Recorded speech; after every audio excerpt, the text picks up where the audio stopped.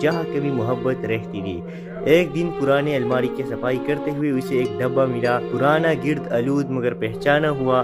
اندر ایک ڈائری تھی جس پر دھندلے حروف میں لکھا تھا، میرے بعد اگر یہ ملے تو سمجھ جانا میں گیا نہیں، بس وقت کے دوسرے کنارے پر ہوں۔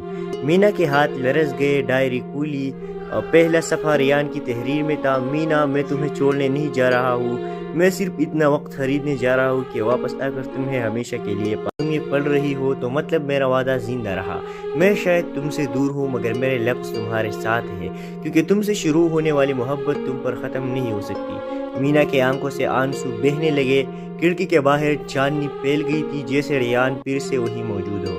اس رات مینا نے پہلی بار قلم اٹھایا اور اپنی نئی کتاب لکھی، وقت کے دوسرے کنارے پر۔ کتاب ختم ہوئی تو صفحے کے نیچے اس نے صرف ایک جملہ لکھا، محبت مر نہیں سکتی، اگر وہ سچی ہو تو وقت بھی اس کے سامنے جھک جاتا ہے۔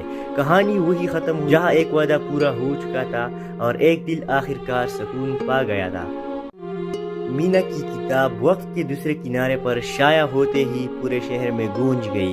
لوگ اس کے الفاظ میں ایک انجانی سچائی محسوس کرتے، جیسے ہر جملے کے پیچھے کوئی ایسا درد ہو جو صرف جیا جا سکتا ہے، سمجھا نہیں۔ ایک دن کتاب کے دستخط کی تقریب میں ایک اجنبی نوجوان اس کے پاس آیا، آنکھوں میں حیرت، لہجے میں نرمی۔ آپ مینا ہے؟ اس نے پوچھا۔ مینا نے جواب دیا، جی میں ہی ہوں۔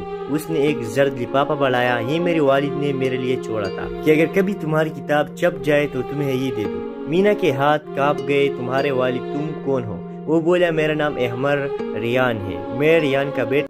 7 سال گزر چکے تھے، مینا اب ایک مشہور مصنفہ بن چکی